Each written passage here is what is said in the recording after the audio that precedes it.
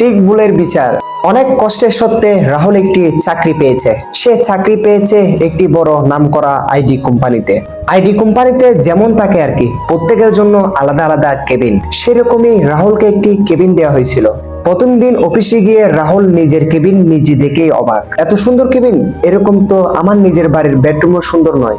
উফ, এটাই তো জীবন। সে কিছুক্ষণ দাঁড়িয়ে ভালো করে সেই কেবিনের দিকে লক্ষ্য করলো এবং প্রত্যেকটা জিনিসের দিকে ভালো করে নজর দিতে লাগলো। কিছুক্ষণ পর একজন বয়স্ক ব্যক্তি দরজার সামনে এসে বললেন, বাবু ভিতরে আসবো? রাহুল বললেন, এখন একটু কাজ করছি, আর আধা ঘন্টা পরে আসো। অথচ সে কিছু করছিল না। ব্যস্ততা দেখিয়ে ওই লোকটিকে বাইরে দাঁড়াতে বললেন। প্রায় আধা ঘন্টা পরে সে ব্যক্তিটি আবার দরজায় আসলেন।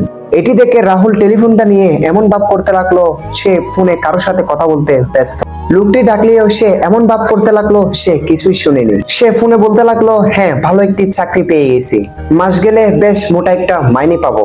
হ্যাঁ আমি ভাবছি তো এবার একটা দামি বাইক কিনে ফেলি, অফিস শেষে যাব বিকে শোরুমে। এভাবে প্রায় 20 মিনিট সে ফোনে কথা বলার ভান করতে লাগলো। এবার লোকটিকে ভিতরে ডাকলো। হ্যাঁ বলুন, আপনাকে কিভাবে সাহায্য করতে পারি?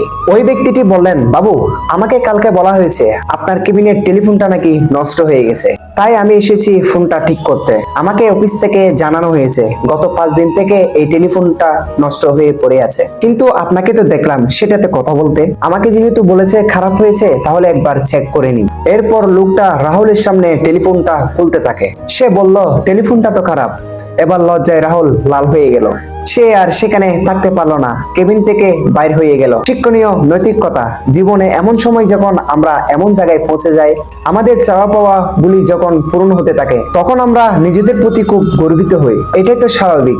ধীরে ধীরে সে গর্ব আমাদের মধ্যে অভিমানের জন্ম দেয়। পরিবর্তে সে অভিমান অহংকারে পরিণত হয়। এরপর আমরা অপরের সামনে নিজেকে বিশাল দেখানোর চেষ্টা করি। নিজেকে বিশাল বড় দেখাতে গিয়ে আমরা ঠিক ভুলের বিচার ভুলে যাই। আমরা এমন কিছু দেখানোর চেষ্টা করি যার অস্তিত্ব আমাদের আশেপাশে নেই।